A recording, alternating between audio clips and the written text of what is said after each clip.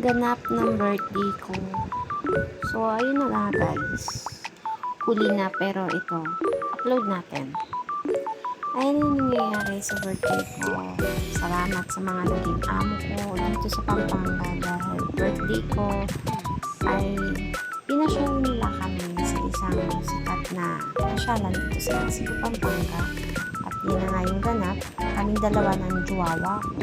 Siyempre yung juwawa ko tomboy LGBT tayo.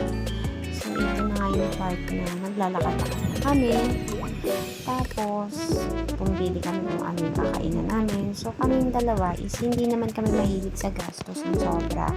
So, pumunta kami sa turo-turo. Ganun naman talaga guys. Mahilig talaga sa turo-turo eh. Tusok-tusok ba? Tusok-tusok tayo guys. Doon tayo nabubusog. At dito sa part na to, may pa eme, may pa surprise si jowa. So, si birthday girl, parang bata dyan sa part na yun, na hindi mo alam kung ano yung tsaka lagi sinasabi ni Jowa na nakita ko na daw pero hindi ko alam, ayun na nga kinagat ko na nga sa part na yan. So bahala na kung ang pangit ko sa itsura na yan, bahala hindi naman ako maganda guys. So yun na, habang binubuksan, ayun ang ganda, iPac, naging babae ako dyan sa side na yan kalahin mo yun, mukha kang magiging babae. Hindi mo akalain na parang kang babae sa part na yan. For the first time na sa buong buhay ko, may paganyan. Akalain mo, may pailaw-ilaw pa yan. Guys, kala mo, Christmas na Christmas, pak na pak. Hindi na niya alam. Ginamitan na nga ng stick. Tapos ayun, pailaw-ilaw na siya. Namangyan ang gaga.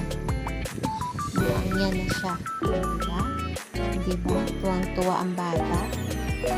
Diba? Tuwang-tuwa ang bata, guys. Ganyan ang nangyayari kapag immature. Charot. Ganyan yung nangyayari kapag immature ang bata.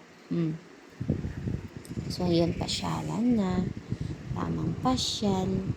Lakad si jowa. Jowa ko yan, hindi yan iba. Mukha lang siyang lalaki, pero jowa ko yan. Akala mo, tapang yan. Pero, nung pumasok kami sa horror house, sobrang tili. Kala mo kung sinong babae. Oo. Tapos makikita mo yan guys. Nakikita nyo yan. Para siyang nasa Encantadia. Sabi ko nga parang Encantadia yan eh. Gusto kong pumunta dyan.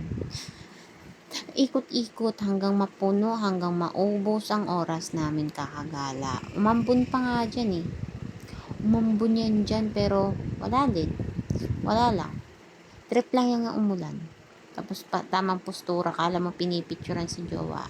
At pumunta kami sa Ferris wheel. Sumakay kami at napasakay ko si jowa. At habang sumasakay kami at paakyat kami ng paakyat, si jowa ay tumitili dyan guys. Nagmumura, minumura na ako. Hindi talaga niya alam kung anong gagawin niya.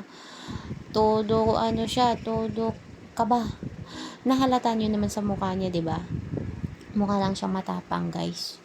Oo, sobrang tapang niya, guys. Sobrang tapang niya. Pero pagdating sa mga rides, nako, tiklop ang tahong ni Carla.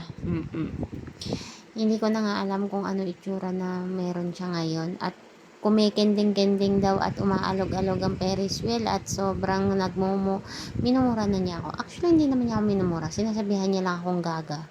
Yun lang. Parang tanga daw ako dyan sa part na yan. Pero para siyang tanga.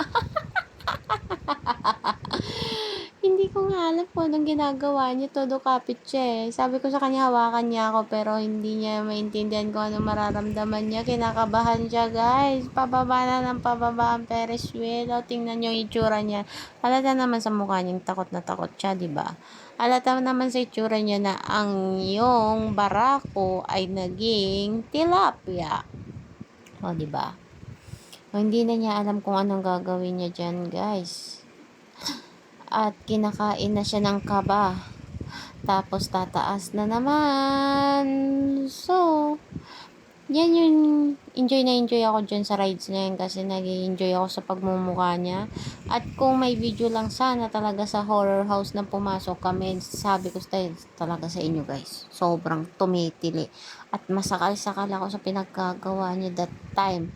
Sobrang sinasakal niya ako. Alam mo yung tipong, alam mo namang hindi totoo na horror yung nandun, hindi totoong mga totoong nakakatakot yung nandun. Pero, alam mo yun, yung tinutulak ka niya, di baling maligtas siya, ikaw patay ka na. Kasi hindi ako mapapatay sa takot eh.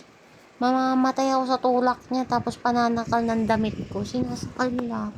Tapos, ang damakmak na kasama namin, tinulak din ako sa harap. Alam mo yun, puro lalaki, may mga lalaki kaming kasama, tapos ganun, tinulak lang ako sa harap. Nakakatuwa, di ba? Oo, nakakatuwa na sarap sabihin na, ay grabe, kayo na lang kaya. Sana di na lang kayo pumasok dito sa horror house, di ba? Wala. Ang sakit lang ng tiyan ko kakatawa sa kanila. Alam mo yun, hindi na niya talaga may pinta yung mukha niya dyan. Sobra.